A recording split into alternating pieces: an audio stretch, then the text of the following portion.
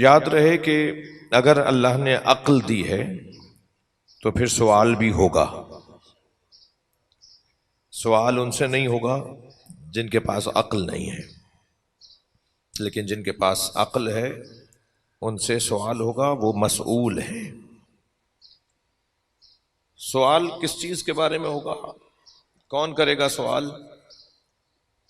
سوال ہوگا ہم سے اور پوچھے گا اللہ. وہ جو سوال ہم سے پوچھے جائیں گے، وہ یعنی جو سوال پوچھا جائے گا وہ ایک سوال ہے، دو سوال ہیں، کتنے سوال ہیں؟ تو حدیث میں آیا ہے کہ چند سوالات مرنے کے فوراً بعد پوچھے جائیں گے. جیسے ہی دم نکلے گا فوراً کچھ سوالات کا سلسلہ شروع ہوگا، جس میں سب سے پہلا سوال تو یہی ہے کہ من ربک، تمہارا رب کون ہے؟ پوچھا جائے گا کہ تمہارا نبی کون ہے، کس کو نبی مانتے ہو؟ پوچھا جائے گا کتاب کون سی تم نے اپنے لیے مثالی قرار دیا ہے، کس کتاب کو اپنے لیے نصاب زندگی قرار دیا ہے. پھر قبلے کے بارے میں پوچھا جائے گا، اور پھر پوچھا جائے گا تمہارا امام کون ہے.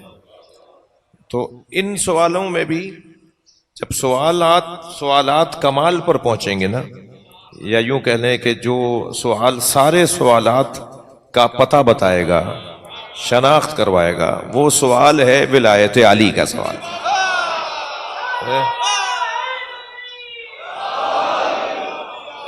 ان سوالات میں بھی یعنی مرنے کے فوراً بعد جو سوالات ہونے ہیں اس میں بھی سوالات کا سلسلہ کمال پر پہنچے گا جب سوال ہوگا من امامک، تمہارا امام کون ہے. ایسے ہی قیامت کے اندر بھی اللہ سوالات کرے گا، پوچھے گا. اور ان سوالات میں مثلا روایت میں حدیث میں ہے کہ سوال ہوگا ان سنک، تمہاری، اللہ کا حبیب کہہ رہا ہے تمہاری عمر کے بارے میں تم سے پوچھا جائے گا. تم نے اپنی عمر کہاں گزاری ہے، عمر کے بارے میں پوچھا جائے گا. کہاں رہے، کہاں بیٹھے، کس سے ملے، کن سے واسطے تھے، کن سے تعلقات تھے، کن سے تمہارے معاملات تھے، کہاں اپنا وقت گزارتے تھے. میں ان بچوں جوانوں سے، جو میری قسمت اچھی ہے کہ اکثریت جوانوں کی ہے، میں ان جوانوں سے ایک جملہ کہوں کہ سوال ہونا ہے کہ تم نے اپنی عمر کہاں گزاری ہے، تو جواب دینے کا بہترین ذریعہ عزاداری ہے. ایک سال بعد پڑھیں ذرا محمد و آل محمد.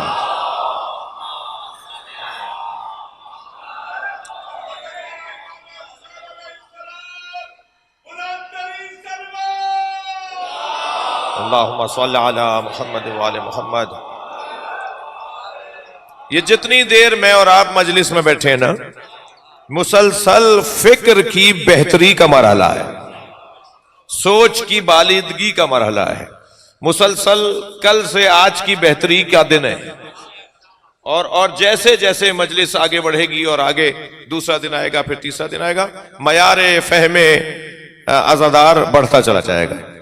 تو شعور جتنا بڑھے گا. اچھا یاد رہے کہ اعمال کا دار و مدار نیتوں پر ہے، اعمال کا دار و مدار نیتوں پر ہے. جتنی نیت اچھی ہوتی چلی جائے گی، نماز کی قیمت بڑھتی چلی جائے گی، روزے کی قیمت بڑھتی چلی جائے گی. تو نیتوں کو بہتر کرنے کے لیے ایک بہترین واضح روشن ذریعہ معرفت ہے. نیت زیادہ اچھی اسی کی ہوگی جس کی معرفت اچھی ہوگی. تو یہ مجلس کیا ہے؟ مجلس معرفت بڑھانے کا ذریعہ ہے، شعور بلند کرنے کا ذریعہ ہے، سوچ کو اونچا کرنے کا ذریعہ ہے. جتنی دیر تک، اچھا ممکن ہے کوئی کہے مولانا آپ نے جلدی میں تو نہیں کہہ دیا، نماز کا تو بڑا مقام ہے، ان قبلت قبلا ما سوا و ان ردت رد ما سوا. حدیث میں ہے کہ نماز قبول تو ساری عبادتیں قبول، نماز رد تو ساری عبادتیں رد. تو آپ کو کہنا چاہیے تھا کہ بہترین رستہ جو ہے وہ نماز ہے. تو عزیزان گرامی، ایک جملہ، بہت دیر اس پہ بات ہو سکتی ہے مگر صرف ایک جملہ عرض کر رہا ہوں. ایک جملہ یہ کہہ دوں کہ نماز کی قیمت بھی جب بڑھے گی جب معرفت بہتر ہوگی، اور معرفت بہتر کرنے کے ذریعے کو مجلس عزا کہتے ہیں. یہاں کیا ہو رہا ہے بھائی؟ یہ اتنا بڑا ہال، اتنا آپ نے امام بارگاہ علیحدہ بنایا ہوا ہے، مسجد علیحدہ بنائی ہوئی ہے. پیسے زیادہ تھے کیا شیعوں کے پاس؟ مسجد کے ہال میں ہی مجلس کیوں نہیں کرتے؟ اور صرف یہ کراچی کی بات اور پاکستان کا مسئلہ نہیں ہے، پوری دنیا کا شیعہ مسجد علیحدہ بناتا ہے، امام بارگاہ علیحدہ بناتا ہے. کیوں بھائی؟ پیسے زیادہ تھے، دوبارہ دو ممبر لگے ہوئے، دو مائک سسٹم لگے ہوئے، دو جو ہے وہ فرش بچھے ہوئے، دو جگہ جو ہے وہ سارا نظام لگا ہوا ہے. ایک ہی مینجمنٹ کے پاس دو چیزیں ہیں. کیوں علیحدہ علیحدہ رکھی ہوئی ہیں؟ اس لیے کہ مسجد میں ہندو نہیں آ سکتا، عیسائی نہیں آ سکتا، غیر مسلم نہیں آ سکتا، مگر یہ جو جگہ ہے نا، یہ حسین کا خیمہ ہے، ہر آنے والے حر کے لیے کھلا ہوا ہے.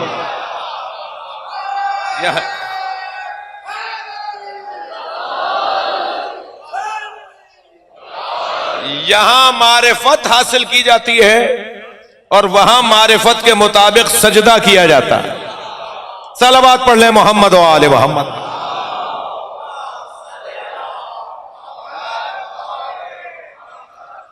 آپ محسوس کر رہے ہوں گے کہ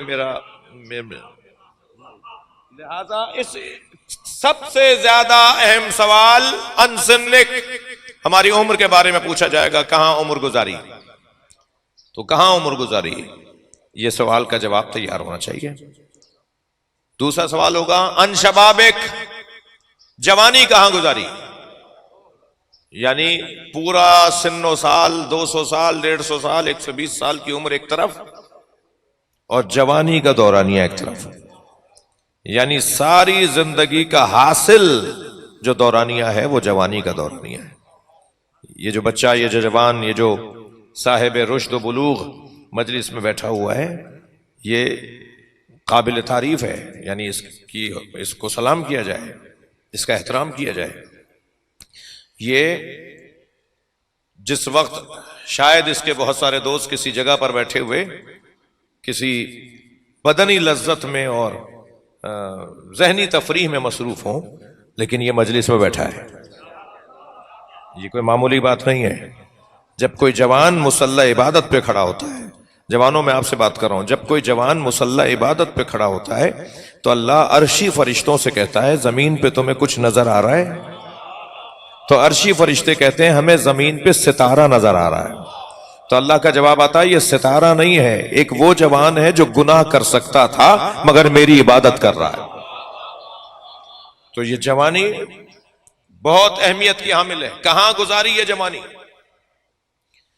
آج 18واں روزہ گزر گیا. بعض اوقات نظر آتا ہے، سننے کو ملتا ہے کہ صحت بھی صحیح ہے، عین جوانی ہے، مگر روزہ نہیں رکھ رہے. بعض تو والدین پیغام دے رہے ہوتے ہیں کہ ذرا آپ کچھ کہہ دیجئے، وہ آج مجلس میں آئے گا. میں نے کہا جاؤ مولانا کو سن کیا تو کچھ کہہ دیجئے، وہ روزہ نہیں رکھ رہا. بھائی کیوں نہیں رکھ رہا؟ بھائی کیوں نہیں رکھتے؟ کہنے لگے بھوک لگتی ہے. تو بھوک ہی تو لگوانا چاہ رہا تھا اللہ. بھائی کیوں نہیں رکھ رہے؟ پیاس لگتی ہے. تو پیاس ہی تو لگوانا چاہ رہا تھا اللہ. تمہیں بھوک اور پیاس لگتی، یہی تو اللہ چاہ رہا تھا. اگر بھوک اور پیاس کی وجہ سے روزہ چھوڑا جا رہا ہے تو روزہ تو رکھنا ہی بھوک اور پیاس کے لیے ہے.